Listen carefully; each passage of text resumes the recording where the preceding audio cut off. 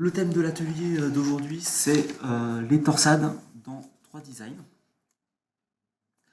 Donc, comme on peut le voir, on va alors commencer donc la présentation. Donc, avec les objectifs de l'atelier. Donc, le premier objectif, ça va être de réaliser il y a une petite astuce pour réaliser des effets torsades sans forcément utiliser de fonctions spécifiques pour faire des torsades. Et on va créer des formes de torsade. C'est pour ça que j'ai appelé un effet de torsade, parce que c'est pas vraiment avec un outil, on va pas créer directement la torsade. Ensuite, on va voir la fonction balayage multiple, dans laquelle on a intégré la fonction de torsade, qui est directement intégrée dans la fonction. Ensuite, on va créer des torsades avec des surfaces. Donc on verra des méthodes pour faire une extrusion et faire des surfaces pour faire des torsades. Et à la fin, on terminera par une bague qui est tressée, donc avec des solides qui viennent s'entremêler. Donc on va commencer par l'astuce de l'effet torsade. Donc ici on a un effet qui est torsadé. On va voir comment on peut faire cet effet sur une bague. Alors, on va tout de suite rouvrir 3 designs. Alors, donc, pour créer cet effet torsade, comme on voit sur la présentation, ici, donc on a créé cet effet torsade. Donc, on va commencer par créer une sphère au centre. On va créer notre sphère. Donc, on va lui mettre un diamètre de 2,3 mm. Voilà, on l'a créé au centre. Cette sphère, on va venir la déformer.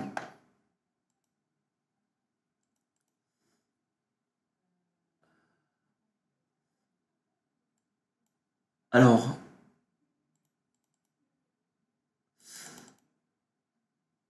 est-ce que quelqu'un peut confirmer qu'on m'entend? Parce que du coup, quelqu'un ne m'entend pas.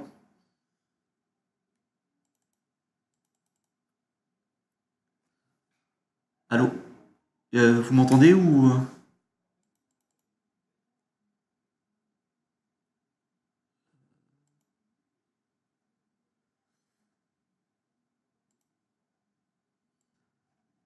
On va créer une sphère au centre. On va venir déformer.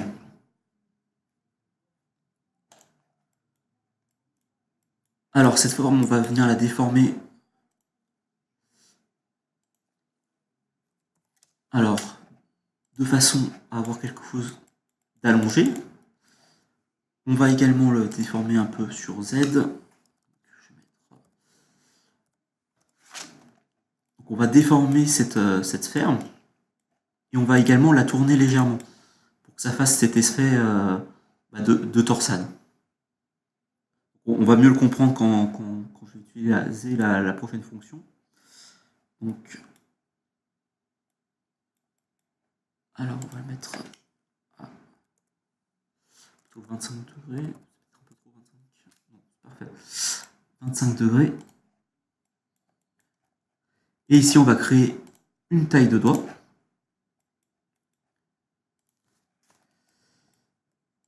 Et cette sphère qu'on a déformée au préalable, on va la dupliquer à l'aide de la fonction, alors je vais revenir sur la fonction, duplication le long d'une courbe. C'est dans la rubrique dupliquer. Ici, on va choisir de combien on veut faire l'espacement de référence. Donc, on va faire cet effet justement de torsade. Juste avec une sphère, on peut déjà avoir un résultat qui est plutôt sympa. Et il ne faut pas oublier d'aller dans le 3e onglet pour cliquer sur garder l'orientation de l'objet.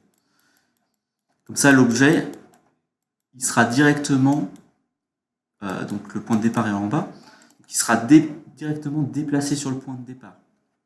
Sans être, donc si je ne le clique pas, on voit qu'il y a une rotation de 90 degrés du profil. Il faut bien cliquer sur garder l'orientation de l'objet. Comme ça, l'objet est directement décalé sur le point de départ et dupliqué par la suite. Donc, là, le résultat est plutôt convenable. Donc, on va garder ces valeurs. Donc, l'espace de référence, hein, vous pouvez écarter plus ou moins vos sphères pour avoir le meilleur résultat, le résultat que vous souhaitez. Ensuite, on va faire un booléen plus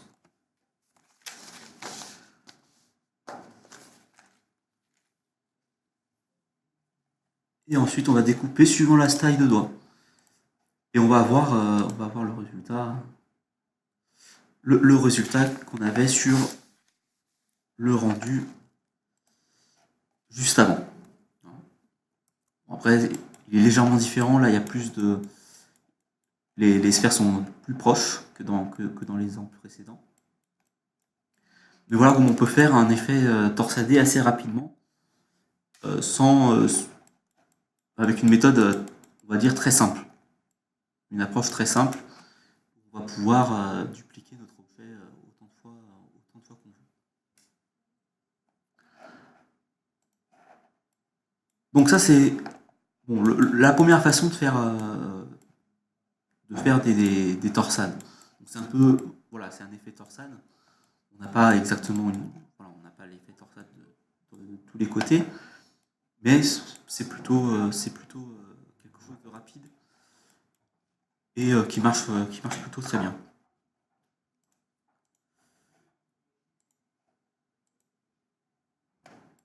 Ensuite, on va parler de la fonction balayage multiple. Alors, le balayage multiple.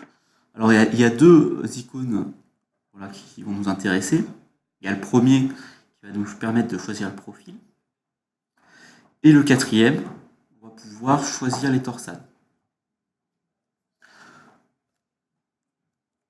Donc, ici et celui-ci. Et donc ici, dans la liste déroulante, on va choisir torsade.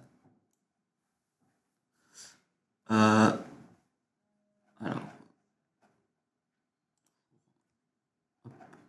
Donc, dans les torsades, on va pouvoir choisir le nombre de fils, le nombre de tours. Alors, la fonction torsade est plutôt une bonne chose. Elle pourrait être assez lente et pour faire des convées entre les fils, c'est des fois un peu compliqué. Donc ça, c'est les défauts, mais l'avantage, c'est que c'est rapide. On peut choisir rapidement tous nos éléments. Donc c'est plutôt pas mal. Donc on va passer sur 3Design. Je vais remettre ça en présentation. Et on repasse sur 3Design. Alors cette fonction, elle est assez pratique parce que du coup, on peut l'utiliser directement sur une taille de doigt. Pour faire une torsade, hein, comme je l'ai dit, il faudra ici choisir le mode de torsade. Donc ici, on va choisir entre un rectangle ou un rond ou une forme géométrique qu'on aurait choisi au préalable. Hein. Sachant que ça prend, le calcul prend un peu de temps hein, quand on change un élément et quand on valide. Voilà, ça va prendre un certain temps à se mettre en place. Donc, voilà, c'est quelque chose qui est assez pratique. Le défaut, c'est qu'on ne va pas pouvoir mettre des congés entre nos torsades. Alors, ça prend un peu de temps. C'est pour ça que il y a certaines fonctions qui prennent un peu de temps. Alors, je vais passer sur un autre 3 design. On verra hein, qu'elle le calcule bien, sauf que ça prend quand même pas mal de temps. Alors, avec des rectangles, c'est un peu plus rapide. Si on met un rectangle et qu'on fait une torsade, ça va être plus rapide. Voilà. Donc, c'est vrai que le résultat est assez rapide et très efficace. On peut également ne pas faire changer le profil de sens avec la courbe. Alors, sur les carrés, ça va avoir quelque chose d'assez intéressant. Ça va faire comme si on tressait le fil. Voilà, comme si on faisait comme si on tressait vraiment le fil. Donc, on va avoir le profil qui sera toujours dans le même sens. On peut avoir ce genre d'effet qui est plutôt pas mal. Dans le sens où voilà, on a quelque chose qui est tressé. Donc ça, c'est l'option qui est dans rotation de la section. C'est-à-dire que la section ne tourne pas autour de mon axe, autour de ma forme en fait. C'est plutôt pas mal sur les rectangles. Vous pouvez avoir des rectangles un peu plus rayonnés pour que ce soit un peu plus joli. Mais c'est vrai que ça permet de faire des effets qui sont plutôt sympas.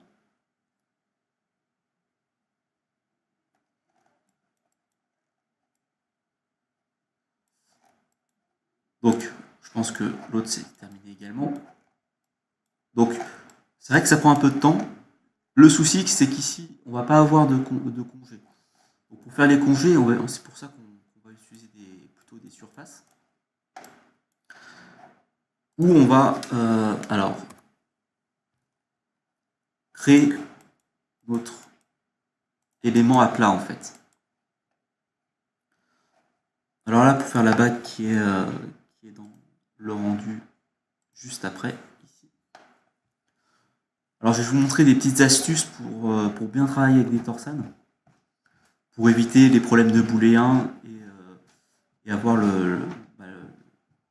la meilleure pièce possible à la fin.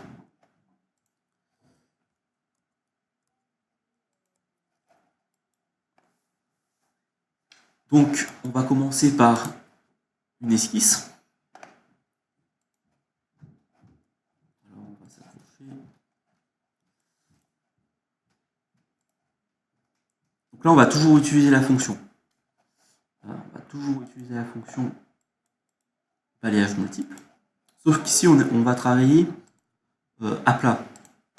L'avantage, c'est que la fonction va être beaucoup plus rapide à calculer. 1 mm. On peut choisir un nombre de fils. On peut également, alors quelque chose qui est très intéressant, alors là on va pas le voir, hop. On peut écarter, là on va le voir si je me mets bien de face, on peut écarter la distance par rapport à la courbe. C'est-à-dire que si ma courbe est au centre, ça va écarter ma torsade. Voilà, on va pouvoir jouer avec ce paramètre pour écarter notre torsade. Donc, je peux valider pour avoir un aperçu. Voilà, ça va faire quelque chose qui est voilà, donc écarté de ma courbe de base, donc, qui va tourner autour avec 3 fils. On va peut-être partir sur quelque chose comme ceci, avec un peu plus de tours.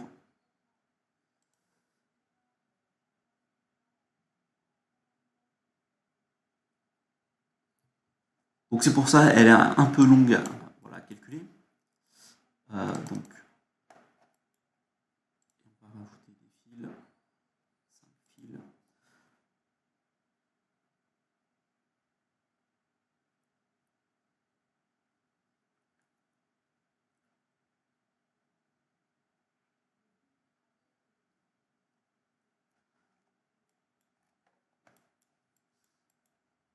c'était peut-être un peu trop écarté.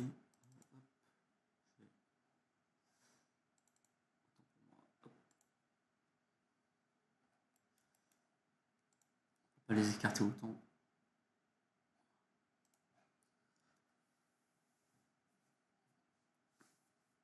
Donc maintenant, une astuce pour déformer un solide, parce que du coup là on a un solide et le problème c'est que il va falloir le déformer sur la taille de doigt.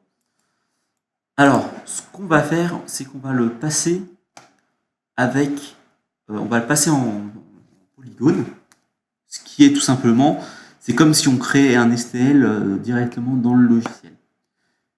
Cette astuce, ça nous permet d'aller, de faire passer des booléens et également toutes les déformations. Ça veut dire qu'ici, il va me faire le booléen entre mes trois fils et il va me simplifier un peu le solide. Donc évidemment, ça va dépendre de la qualité de l'impression que vous voulez. Donc il faudra bien mettre les valeurs que vous voulez pour l'impression, parce que c'est comme si on le transformait en STL. Sauf qu'on est encore dans le logiciel.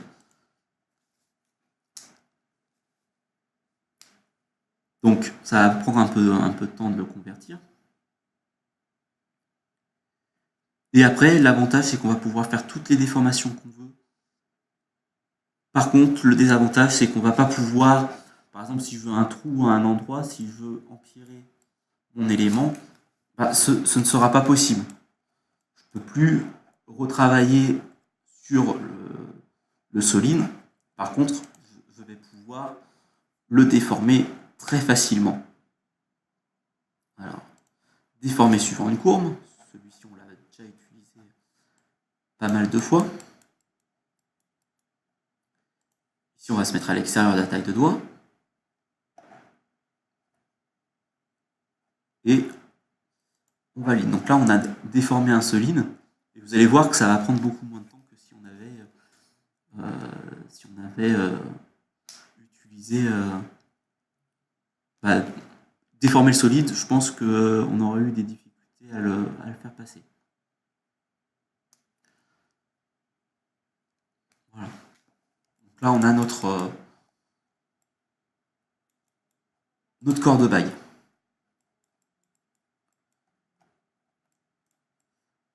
Alors, comme on ne peut pas enlever de matière, ça veut dire que ça, ce sera vraiment le corps de bague. On ne pourra pas faire de trous si je mets une pierre. Par contre, on va pouvoir ajouter un chaton, par exemple. Alors là, j'ai augmenté un peu la hauteur de ma taille de doigt. Je vais placer une pierre.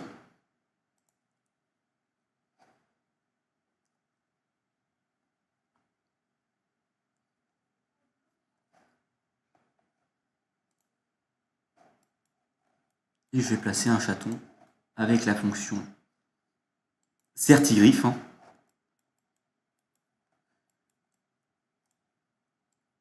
Et donc je vais créer un chaton.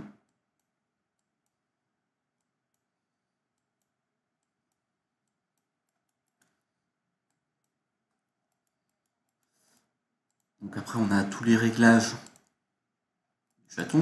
On va régler la largeur du chaton et la hauteur du chaton. On va régler la hauteur des griffes. Dans le deuxième onglet, si on veut quelque chose de plus court ou de plus long. Le diamètre des pattes.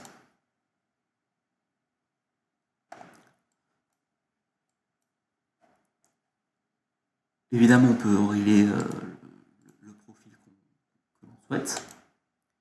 Et ensuite, on va régler nos griffes, si on les veut plus écartées, moins écartées, suivant notre envie. Et on va pouvoir également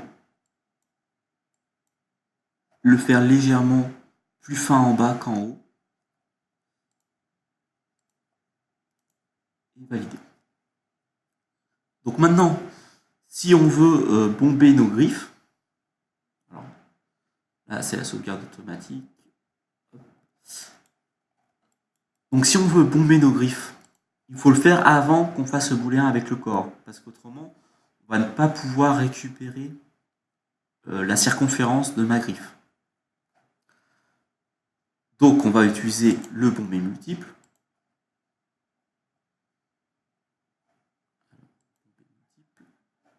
Et on va sélectionner les 4 surfaces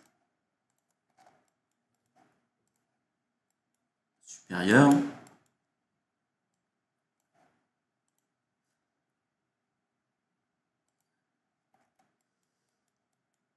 Et ensuite, on va sélectionner nos 2 éléments. Pour faire le booléen, on ne va pas pouvoir utiliser l'opération booléenne classique. On va aller dans conversion en polygone. Toujours dans la création solide, conversion en polygone. Et on va faire le booléen. Alors, il faut peut-être que je recalcule mon élément.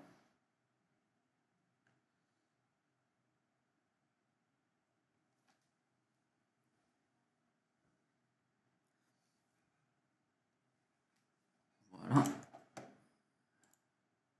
Donc là, on va reprendre conversion en polygone. Ici, on va toujours choisir type de sortie booléen. Donc booléen. Et donc choisissez bien. Alors, personnaliser. Personnaliser et la bonne valeur cordale, suivant la précision de votre imprimante et aussi la précision. Il faut bien tout régler de façon à que vous puissiez l'imprimer derrière avec une qualité qui soit correcte. Donc on valide. Évidemment, ça va prendre un peu de temps. Il fait un booléen et en même temps, il le transforme en STL. Mais là, du coup, ensuite, on va pouvoir le... Voilà, donc les petits... Vous voyez, il y a petits triangles. C'est vraiment comme si on le passait en STL. C'est exactement la même opération. Et d'ailleurs, si je veux le passer en STL, je n'ai pas le choix de la résolution, car la résolution, je l'ai déjà donnée dans conversion en polygone. On a juste besoin de sauvegarder en format STL. C'est assez... voilà. Donc, une fois qu'on a tout en conversion en polygone, c'est exactement le STL, donc vous n'aurez pas de différence, même si vous avez une petite différence en termes d'affichage. Vous avez des petits triangles, mais c'est exactement ce que vous allez avoir sur le STL. Voilà pour la fonction. Après, il y a évidemment d'autres façons de l'utiliser. Mais c'est vrai que j'aime bien partir sur quelque chose à plat et ensuite l'enrouler. On peut également, alors je peux vous montrer une autre astuce. C'est pas vraiment une façon de l'utiliser, on peut l'utiliser directement également. On avait vu ça la dernière fois sur les toi et moi. On va pouvoir faire des anneaux de base avec des ouvertures. Et on va pouvoir le placer. Alors, il faut le transformer en courbe. Et ensuite, on va pouvoir déplacer les éléments et de façon à peut-être faire un certi avec des torsades. Et même faire quelque chose en 3D. En le décalant.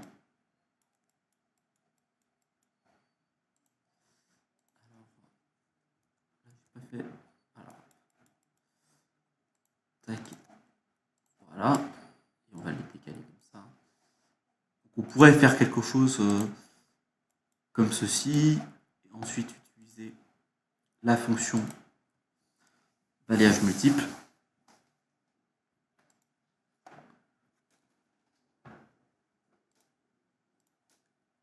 Créer nos torsades.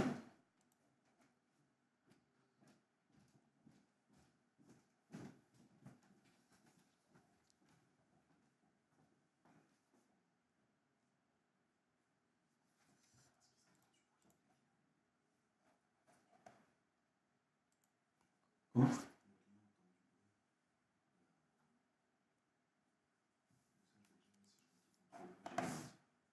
Donc, on va faire un miroir. On peut faire quelque chose qui est plutôt comme ça, avec un serti directement avec des torsades et des effets assez jolis sur le corps de bague. Donc avec la fonction, directement avec la fonction. Ensuite,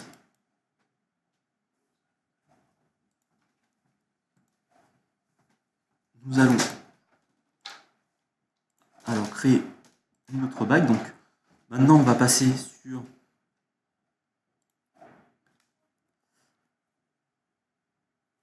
la création de torsades avec des surfaces. Donc on va commencer par la première bague. Donc, là, c'est un certiclo en torsade et un corps de bague également en torsade. Et on va donc créer cette bague donc avec des surfaces. Et vous voyez ici, on a les congés. Ce qu'on ne pouvait pas faire avec la fonction précédente, qui est compliqué à faire. Avec des surfaces, on ne va plus avoir ce souci. On va voir comment on peut réaliser cette bague avec une petite chute en bas et notre certiclo.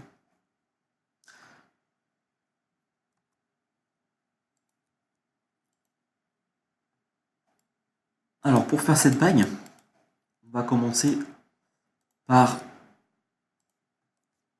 créer une esquisse sur le plan YZ. On va extruder cette esquisse. Donc souvent on va travailler en plat pour ensuite enrouler. Ce sera souvent le plus simple avec des surfaces. Donc on va créer un premier cercle.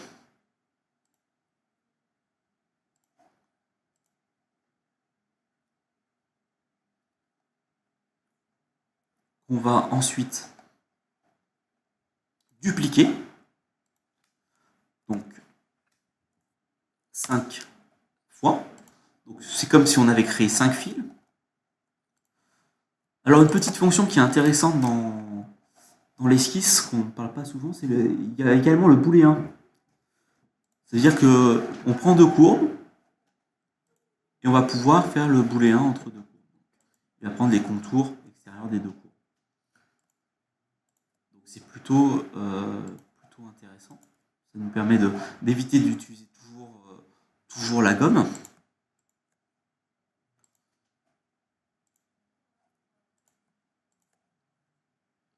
Voilà. Donc voilà le résultat. Alors, maintenant j'ai dit qu'on a des congés. Les congés, on va les créer.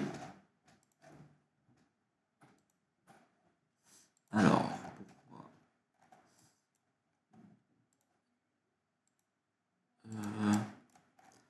alors c'est peut-être parce qu'il y a beaucoup trop de points sur la courbe. On va diminuer le nombre de points.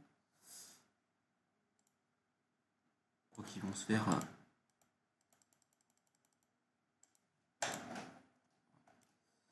Ils vont se faire automatiquement les congés. On n'a pas besoin d'utiliser la fonction. Vous voyez, ça fait des congés. Et ces congés, après, bon, on peut évidemment les faire en sorte qu'ils soient plus ou moins importants.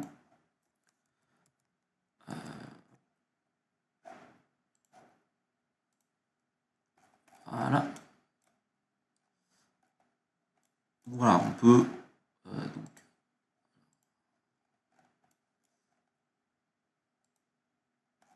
voilà, faut surtout cliquer sur le bon point.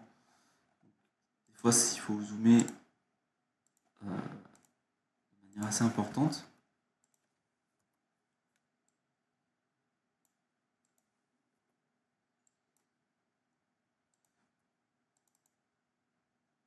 Alors, ouais, je crois bien qu'il n'a pas. Je vais rouvrir on va le refaire. Hein. C'est assez rapide. On était au début.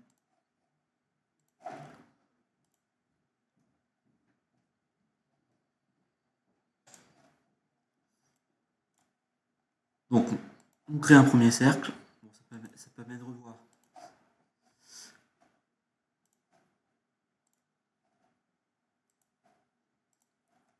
On fait donc une duplication circulaire. Alors soit on utilise le booléen, là j'ai utilisé la gomme. Ce sera pas mal aussi, hein. C'est juste que ça fait beaucoup plus de clics. Voilà. Mais le résultat sera le même.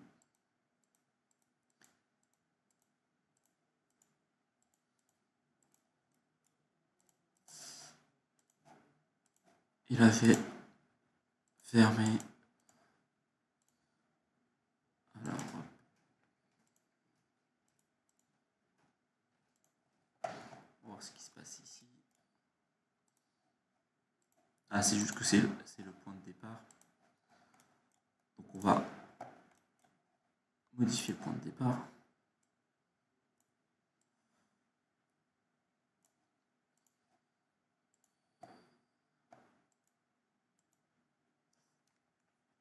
Ah, effectivement, il y avait deux courbes.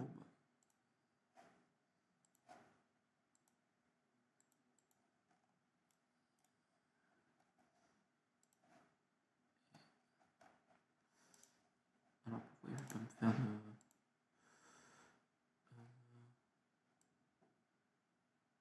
parce qu'il n'était pas bien accroché, je pense.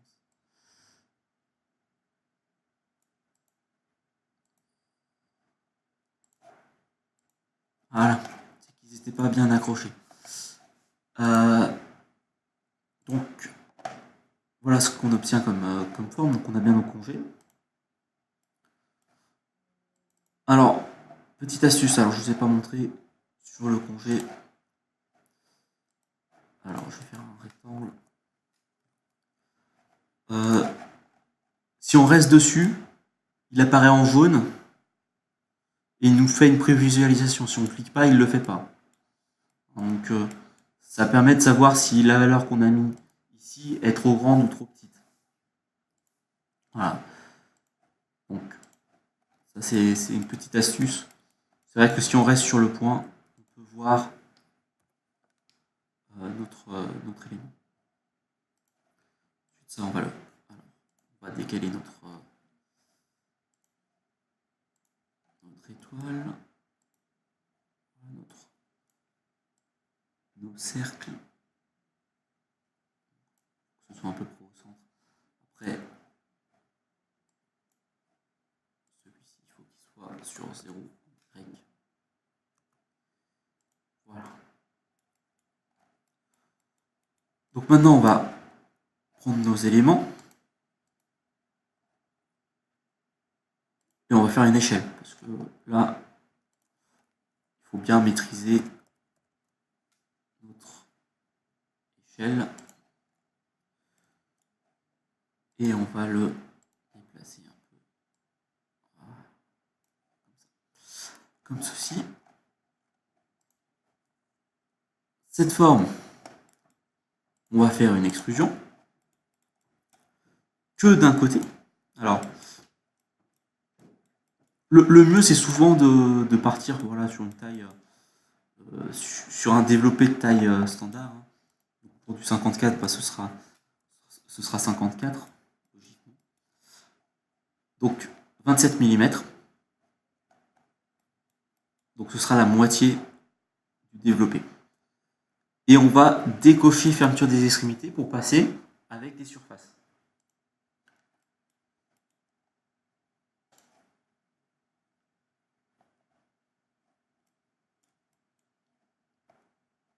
Ces surfaces, on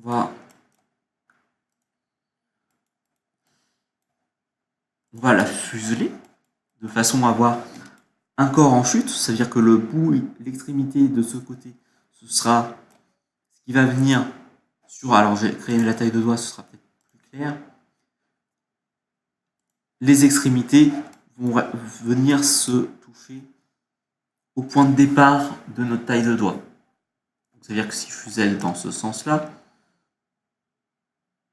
je fasse un miroir après, hein, elles vont venir se joindre ici, donc ce sera plus fin en bas. On va laisser la taille de doigt. Donc c'est pour ça qu'on va fuseler. Alors, fuseler d'abord. Donc si je veux quelque chose de proportionnel, il y a la petite coche lier les échelles qui va nous permettre de faire les deux à la fois de façon proportionnelle. On pourra avoir quelque chose de plus fin.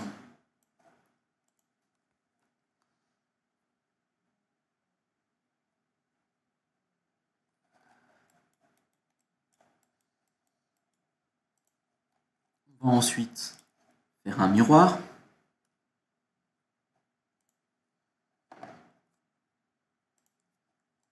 Faire le booléen des miroirs. Et maintenant, vu que on est sur des surfaces, le fuselé est bien passé, et toutes les déformations vont être beaucoup plus simples. Donc on va faire plusieurs fois tordre. Le nombre de fois qu'on fait tordre, ça va définir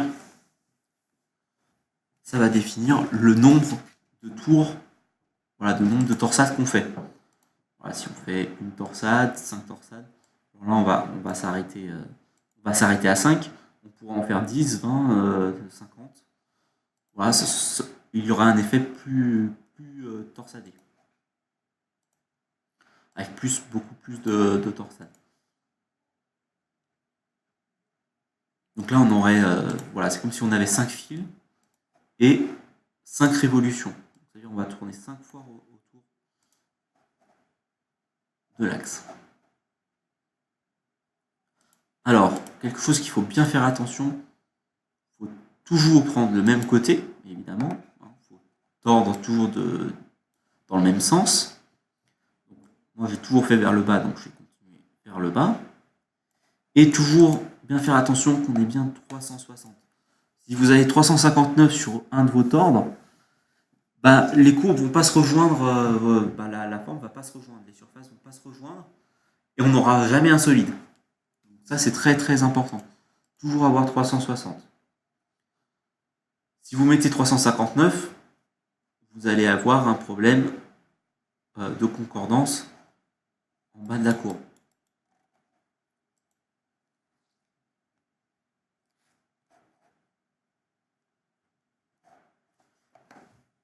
Cette courbe, on va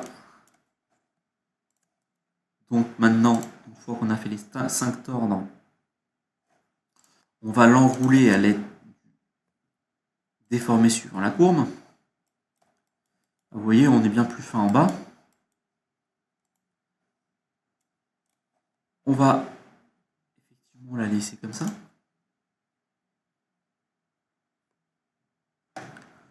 Pour couper ensuite. Alors, petite chose ici, sur mon échelle,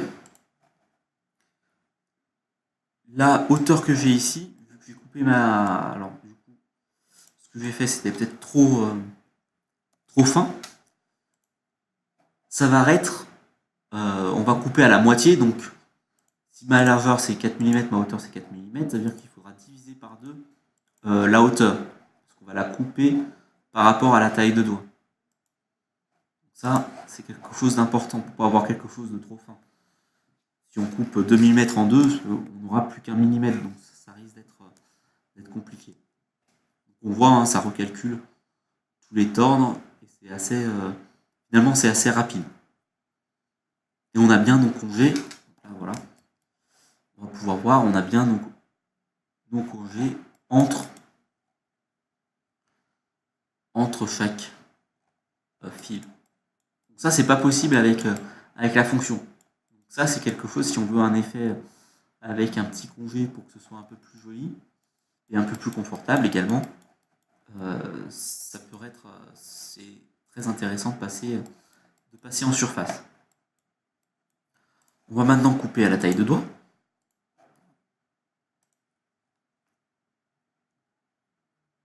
Alors voilà. Voilà, on a plutôt un résultat qui est plutôt sympa. Donc, voilà, on a vraiment l'effet de torsade, hein, contrairement à la première bague où on n'avait pas cet effet de tourner en même temps. Enfin, c'était déjà un résultat qui était plutôt satisfaisant, mais là, on est sur quelque chose qui est beaucoup mieux que la fonction, parce que du coup, on a des congés. Et voilà, parce que ces congés-là adoucissent un peu la forme. C'est plutôt, c'est quand même mieux que la fonction.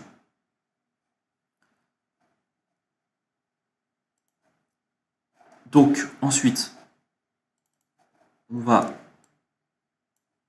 créer notre certiclo.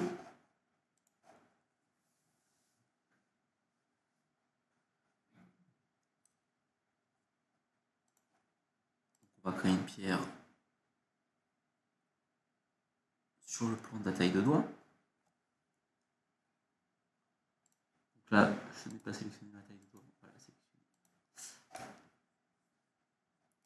Voilà, parfait. Alors, comme dans cet exemple, j'ai fuselé en bas, on ne va pas pouvoir reprendre mon tordre. On aurait très bien pu revenir dans la déformation à la courbe, prendre le tordre et faire une mise à l'échelle tout simplement en le faisant beaucoup plus petit. On aurait pu très bien l'utiliser pour faire notre alors j'ai notre voilà, on aurait très bien pu l'utiliser pour faire notre certiclo. Alors ça aurait été largement possible. D'ailleurs, on aurait pu faire un certiclo avec le bout qui soit torsadé, ou les côtés qui soient torsadés. Mais du coup, comme on a fait une fuite en bas, on est obligé de faire une extrusion des deux côtés. 27. Alors, 27, c'est toujours x2 quand on met les deux côtés. Hein. Ce sera 27 d'un côté et 27 de l'autre. On va évidemment ouvrir les extrémités. Et on va tordre encore une fois. Alors, on peut avoir moins de torsion, hein. On peut en avoir que 3 sur le certiclo par exemple.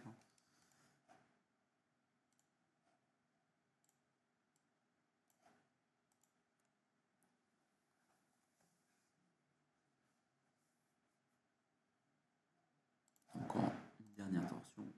Comme ça, on va. Et ensuite, on va le redimensionner. Donc, je vais réutiliser la même esquisse. Et ensuite, je vais faire un tournis redimensionné pour le redimensionner à la bonne taille. Voilà. Pour pas que ce soit trop épais. Et je vais ensuite utiliser ma pierre. Ma pierre, il y a une courbe autour de ma pierre.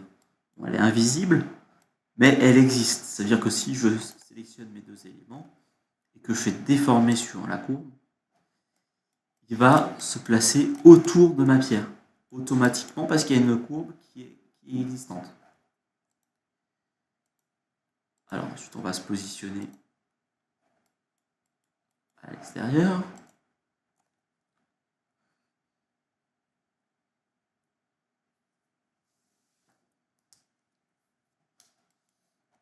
Voilà, on a une tresse autour de ma pierre.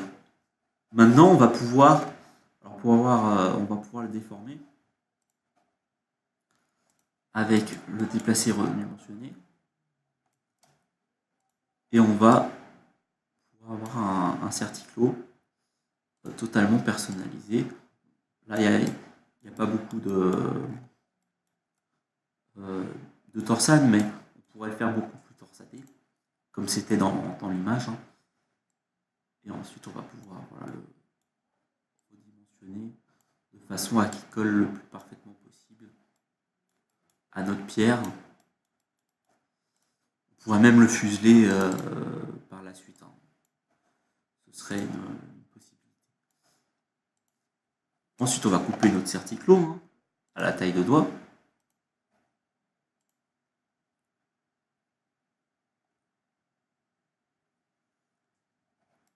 Et ici, on a un petit problème. C'est toujours le problème quand on fait un certiclo. On a besoin d'enlever la matière du corps de bague à l'intérieur du certiclo. Et pour faire ceci, on va tout simplement extruder notre pierre. Vu que c'est une courbe, il va prendre la courbe extérieure et on va pouvoir extruder notre pierre et faire un boulet à moins entre les éléments. Donc du coup, à l'intérieur, il sera vide. Alors, on peut tenter un boulet entre les deux, classique. Mais vu qu'on a fini la pierre, on aurait très bien pu passer par la conversion en polygone. La conversion en polygone qui aurait fait le boulet 1 et vous aurez pu le sortir en STL de la même façon. On peut essayer le boulet 1 classique, autrement, conversion en polygone, et vous avez un résultat qui est plus rapide, et c'est le résultat que vous aurez à l'impression. C'est quelque chose quand on est bloqué avec le boulet 1, on peut, en fin de bague, on peut passer sur la conversion en polygone. Donc il va faire que des boulets 1 positifs. Il va prendre les deux solides et il va les mettre ensemble. Bon, ça prend un peu de temps. Donc je pense que là ça va finir. Et le boulet 1 est passé. Donc, voilà, c'est juste que ça prend un peu plus de temps. Donc voilà la bague, donc avec une chute.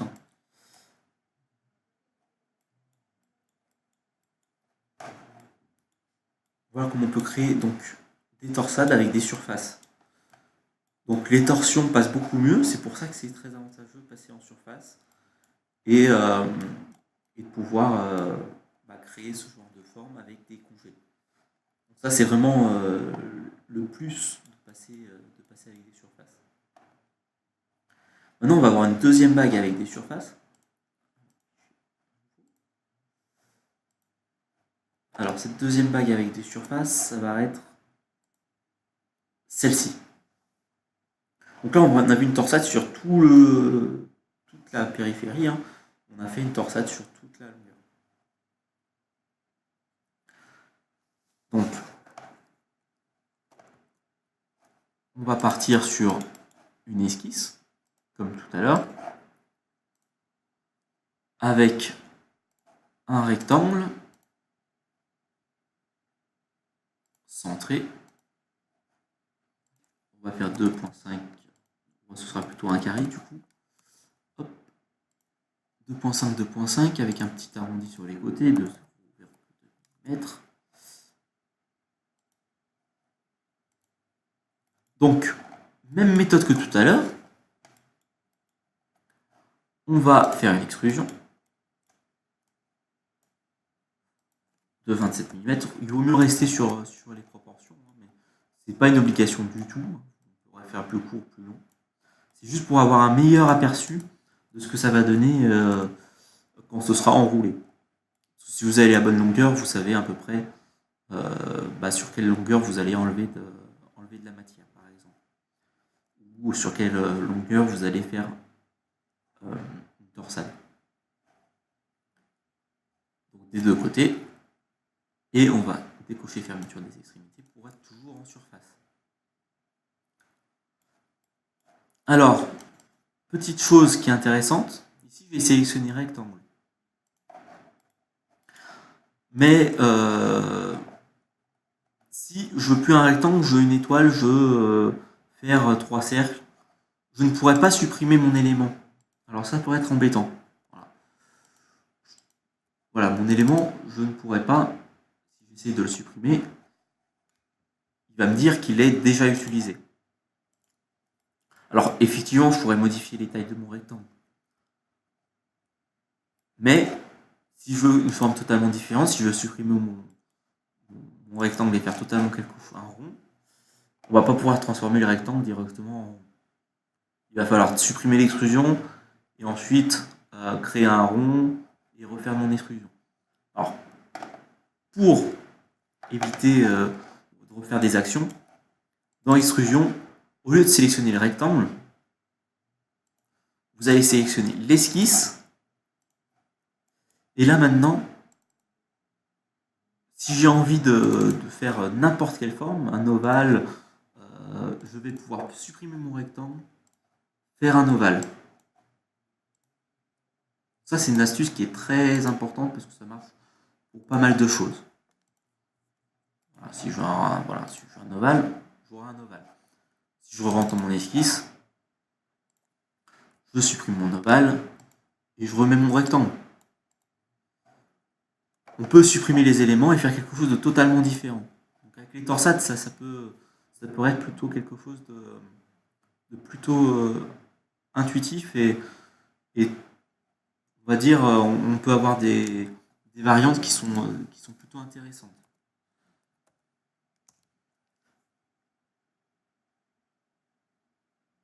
Donc 2.5, on avait 2.5 et on va le centrer. Donc souvent, ce que je conseille, c'est de toujours sélectionner les esquisses.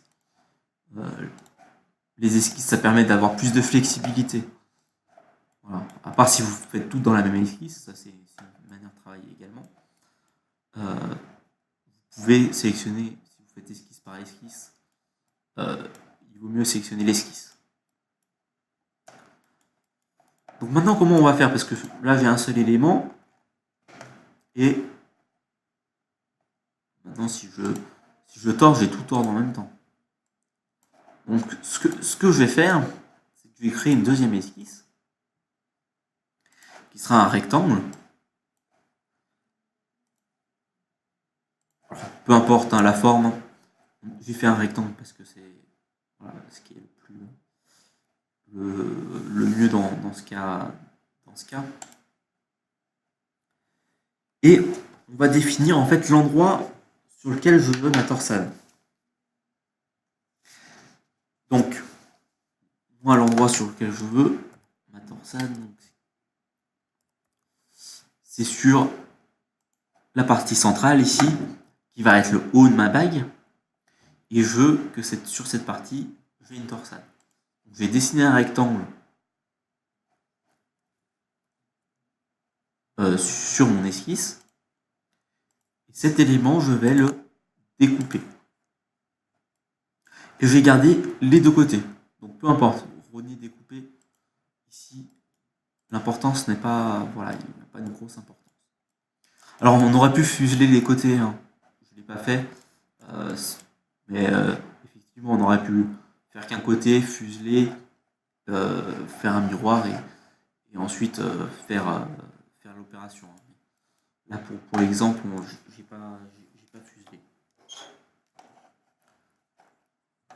Donc maintenant, on a une surface, on va la tordre. On peut la tordre autant de fois qu'on veut, on peut faire 360 degrés, ça va fonctionner. Évidemment, 360, ça marche. Sur un rectangle, 180, ça va fonctionner. Sur un carré, 90 degrés, tous les 90 degrés, on peut effectivement tourner que 90 degrés.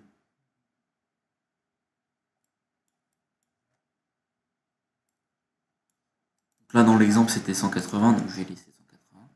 Mais voilà, on est assez flexible. Si on a suivant la forme qu'on a, on va pouvoir faire soit 180 degrés sur un rectangle, sur une forme qui est symétrique. Sur une forme qui a deux symétries, on va pouvoir faire 90 degrés. Et sur une forme qui n'est pas du tout symétrique, on va pouvoir faire 360 degrés. Voilà. Un tour par un tour.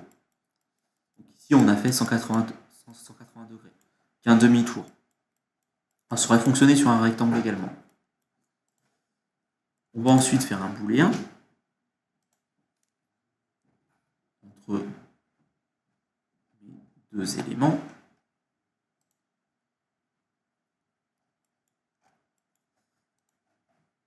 Et on va créer notre taille de doigt. Il faut bien se rappeler que le point de départ, c'est le point qui rejoint les deux extrémités.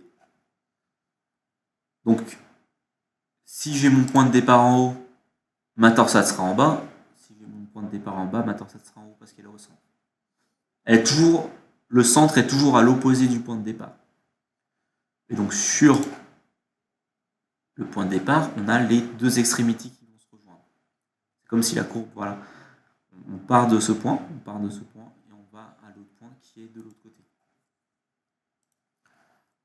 Donc maintenant, on va faire notre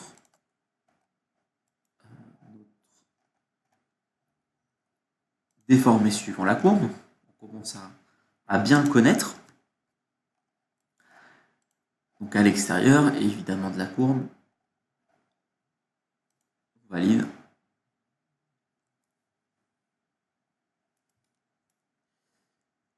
Et on a masqué les éléments. Notre paille qui est torsadée que sur une petite partie. Si la partie, on voudrait quelque chose de plus grand, on peut toujours revenir sur le rectangle et l'agrandir, dire qu'on veut sur 16 mm, le centrer. Il va recalculer les tordres et les booléens. Et donc notre torsade partira un peu plus loin. Ensuite, on va pouvoir, sur cette torsade, rajouter des courbes isoparamétriques, parce qu'on a toujours des faces, donc qui suivra cette torsade, pour ajouter, si on le souhaite, si on le souhaite, on peut rajouter, évidemment, des pierres. C'est ce qu'on va faire maintenant. On va faire un sertirail variable. Là, sur celui-ci, on va ajuster la longueur du serti avec le nombre de pierres maximum. Et on va le surélever un peu. Sur celui-ci, on va faire la même chose.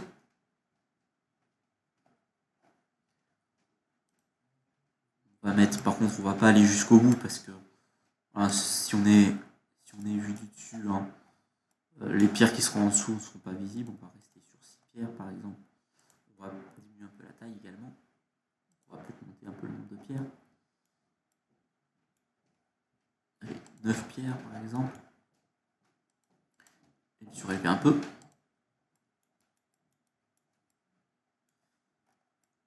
On va ensuite créer une pierre pour l'empirage. D'abord un saphir pour celle du côté.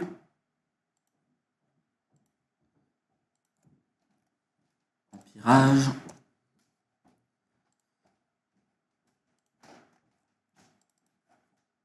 Et ensuite un diamant.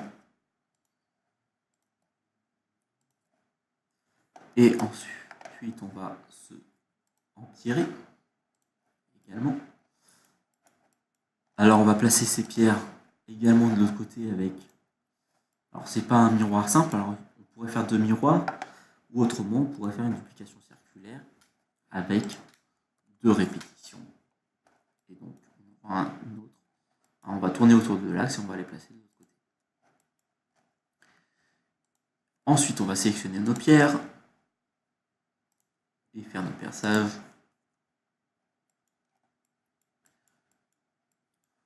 Donc pour les rendus, c'est pas mal de les faire traversant.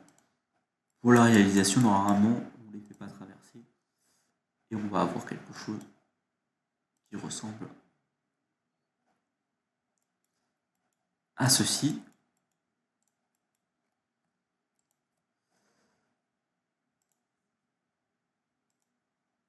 on va pouvoir faire un booléen moins. Et notre pièce est finie. On a nos pierres qui sont empirées. Et on a créé notre demi-torsade. Voilà, qui fait un effet assez sympa.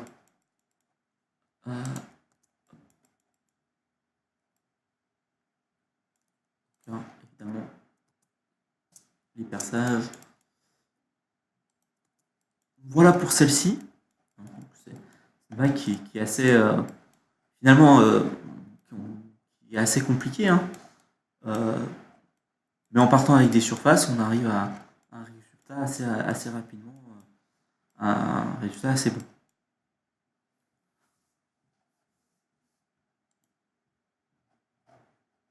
Alors, ensuite,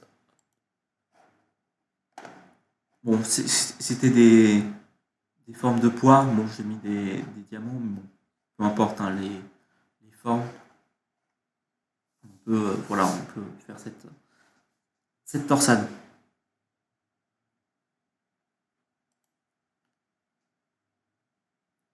Et maintenant, on va finir par cette bague tressée, donc avec deux, voilà, qui forment une sorte de X sur le dessus de la bague, et en reliant les parties.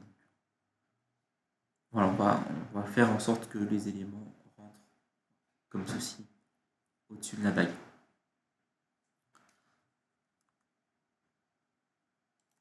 Donc, alors c'est parti. On va créer une nouvelle pièce.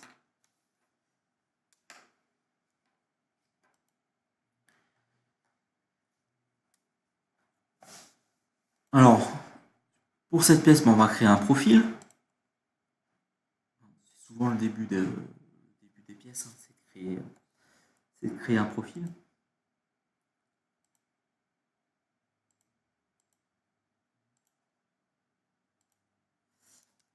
Voilà, comme ceci, hein, on peut arranger un peu les points. Donc ce sera une bague qui est assez large, parce qu'on va faire quelque chose de 8 mm de large et 2 mm de haut.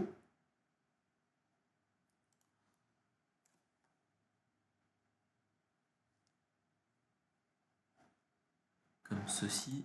Moi j'aime bien mettre mes profils en haut à droite, donc je le mets en haut à droite. Et j'ai ensuite créé ma taille de doigt.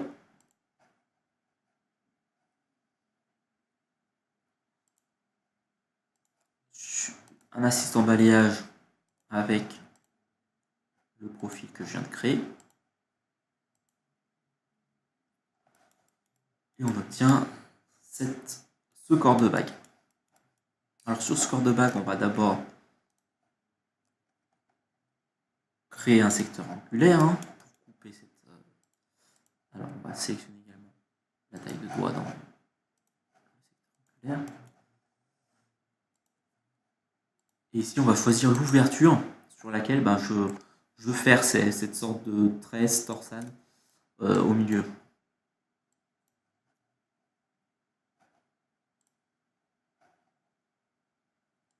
Donc 120 degrés par exemple.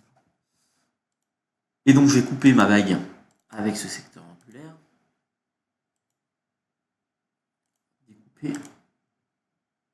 Et j'ai également coupé ma taille de doigt avec le secteur angulaire. Donc là, ce ne sera pas découpé, ce sera rogné parce que je veux garder l'intérieur. Rogner intérieur, hein, c'est comme sur une image. Et découper, on découpe l'extérieur.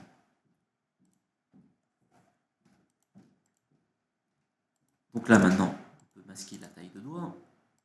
On a notre nez poinçonné, hein, c'est juste le petit arc de cercle. Maintenant, ma bague, je vais la couper en 4 parties, de façon à avoir des faces, et pouvoir les relier entre elles. Alors j'ai créé un deuxième plan.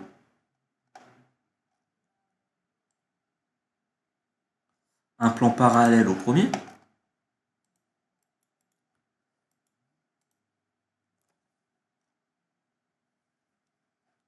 Donc vu qu'elle fait 8 mm, je vais faire 2 mm d'un côté. Je vais créer un deuxième plan à moins 2 mm, donc à moins 2 mm, donc de l'autre côté. Et maintenant, je vais couper ma pièce en 4 parties. Donc, je prends ma pièce, je prends mon plan, j'utilise la fonction couper, supprimer, je garde les deux côtés.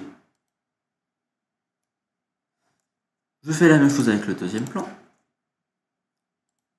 Garder les deux côtés. Je sélectionne mon plan, je sélectionne la pièce restante et je garde les deux côtés. Et maintenant, j'ai effectivement 4 morceaux de pièces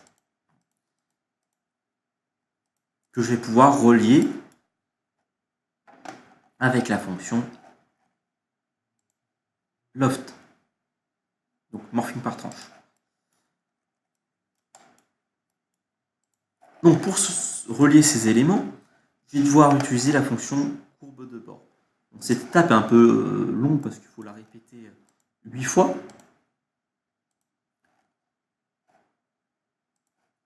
C'est juste sélectionner la face courbe de bord pour avoir toutes les courbes de bord.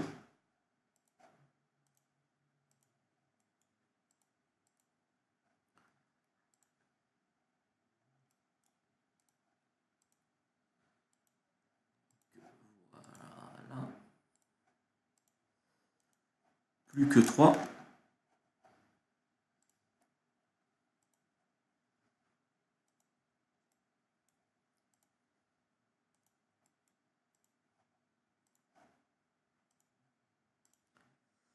Donc on fait également sur le dernier un copie de face.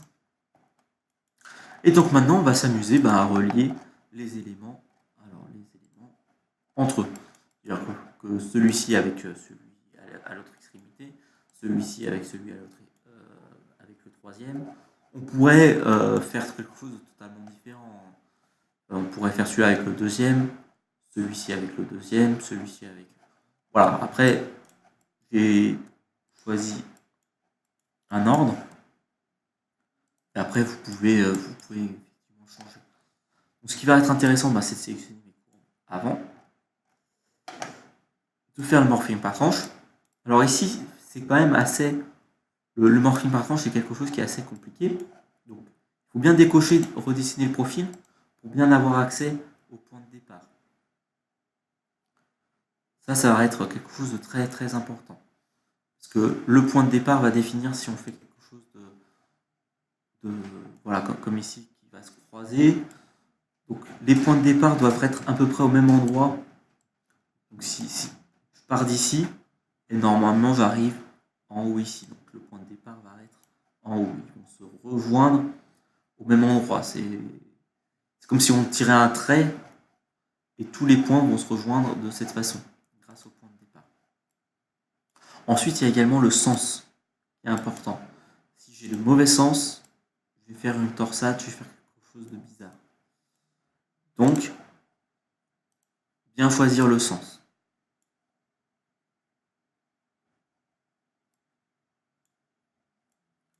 Et bien choisir le point de départ. Dans le deuxième onglet, on a le guide facultatif qui va être notre taille de doigt, découpé, donc le rogné poinçonné. Et on va pouvoir valider. Voilà, ça c'est notre première jonction. Ensuite, on va prendre le dernier de ce côté et le troisième de l'autre côté.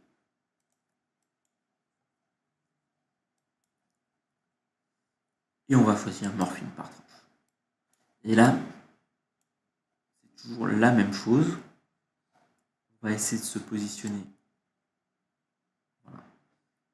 Vu qu'il est en haut de ce côté, on veut se rejoindre en haut de l'autre côté. Ce point, ici, ce sera l'équivalent de ce point.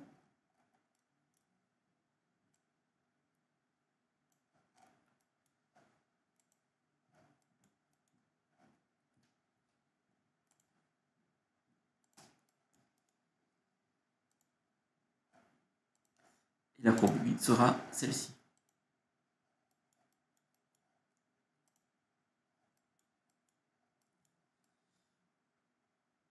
Donc voilà, on a déjà les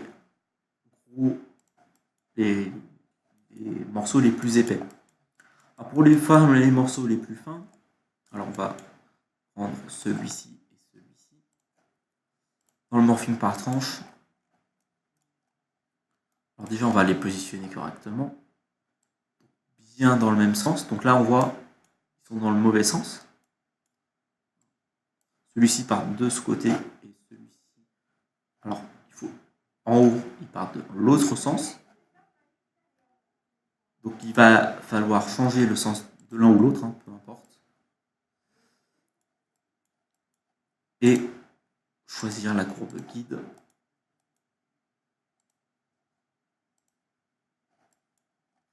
Ici on a un petit souci de jonction. On va peut-être changer un peu le point de départ. Plutôt ici. Le morphing par tranche, c'est quand même une fonction qui est assez complexe. Hein.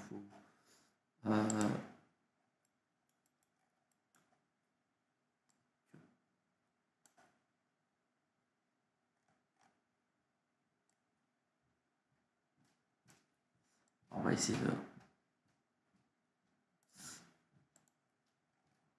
Alors des fois, on sera obligé de ressortir de la fonction. Hein. Et effectivement, il y a une fonction qui s'appelle simplifier les courbes. On va pouvoir simplifier nos courbes. Modifier les courbes. C'est plutôt modifier les courbes. Alors je vais quand même réessayer. Si on n'arrive pas à avoir quelque chose qui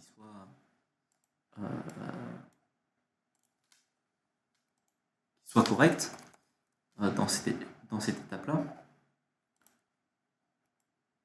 ici, on va essayer comme ceci. On va modifier les courbes. Bon, là, on a de la chance. On n'a pas besoin de modifier les courbes. Je vais quand même vous montrer la fonction.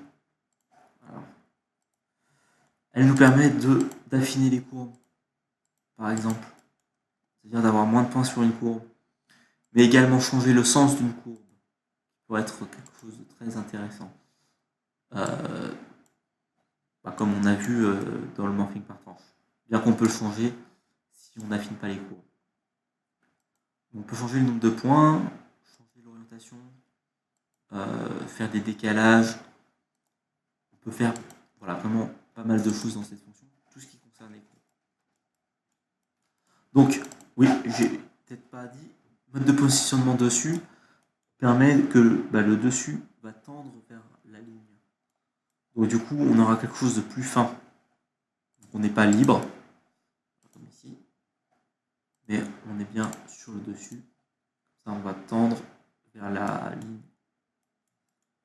ici. Ensuite, on va faire l'autre. On va joindre ces deux éléments. Alors, on va dans le même sens, donc ça c'est plutôt bon. On simplifie, ça passe plutôt bien, donc aucun souci là-dessus. On va créer notre courbe. Donc ici on est un peu trop épais. Dessus, il va nous ramener notre courbe au plus proche de notre ligne. Et maintenant on peut valider. Et donc on a fini notre paille. Donc ensuite les booléens, je vous conseille de les faire un par un.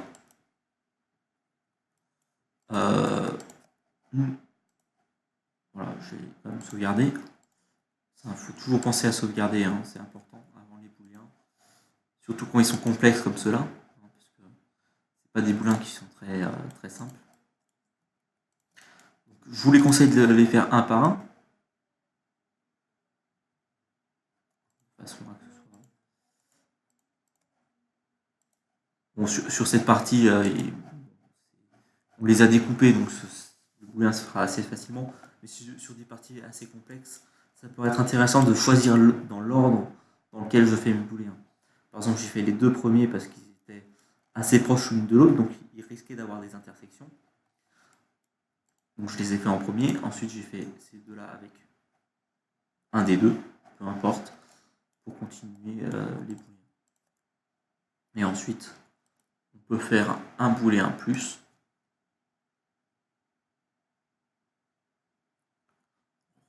S'il passe pas, comme tout à l'heure, même chose que pour l'autre, on peut faire une conversion en polygone avec un booléen directement intégré dans la fonction conversion en polygone.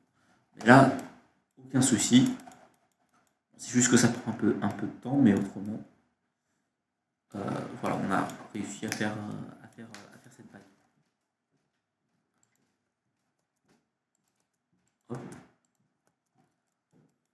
Donc finalement, après, on peut varier, faire premier jusqu'au dernier.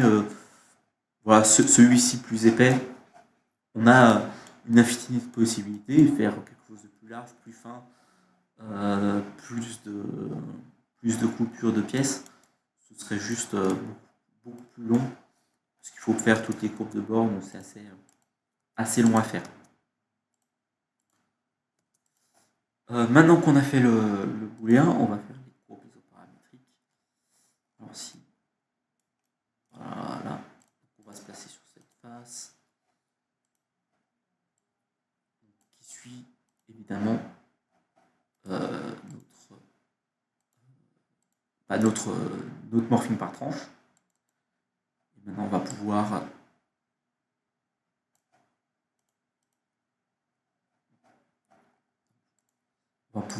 mettre nos pierres sur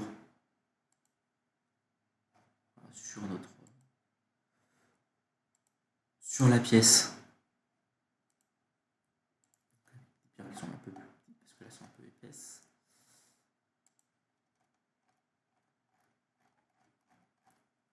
Voilà.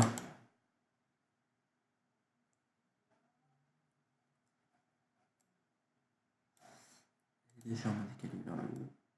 Bon, après, elles sont peut-être encore un peu épaisses. Donc je vais plutôt mettre des pierres de 1-3 mm. Ce sera un peu mieux.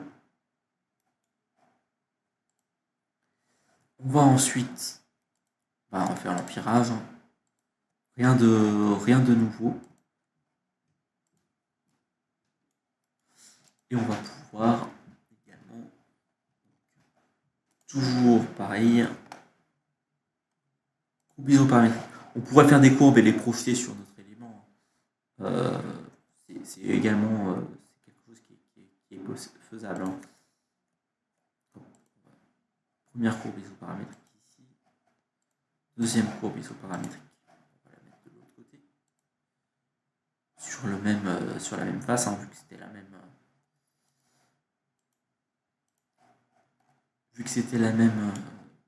même loft qui va suivre la même ligne.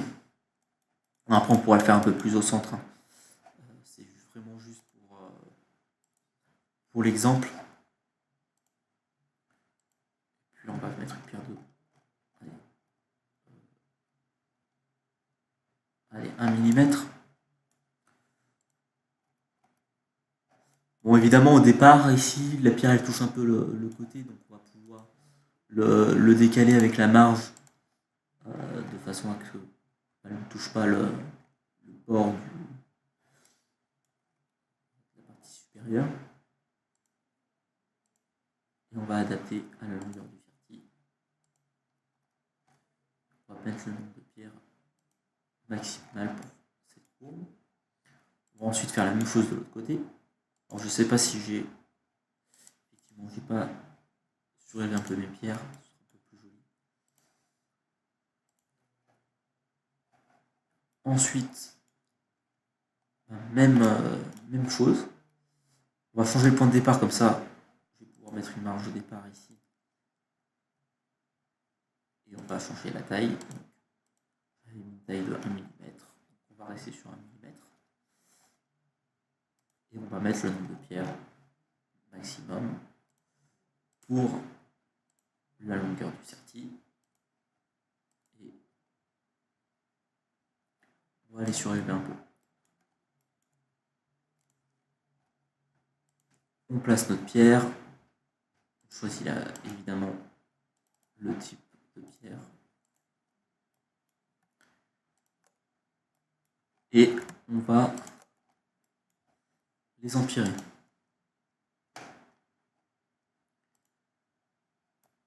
Et ensuite, évidemment, on peut faire nos perçages multiples.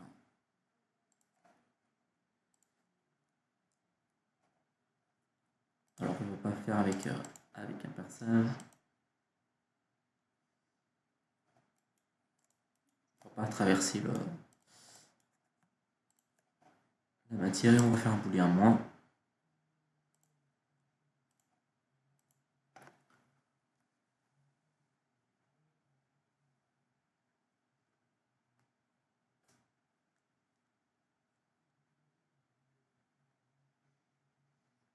Et on a fini notre pièce. Alors pour les rendus, des fois il faudra jouer un peu avec la luminosité des pierres. Donc faire des perçages en dessous pour que ce soit plus lumineux et que la pierre rende mieux sur les rendus que vous faites sur Deep Image ou dans 3 Design. Le mieux c'est souvent de faire des perçages traversants. Donc voilà pour cette pièce et pour l'atelier, c'était la dernière pièce.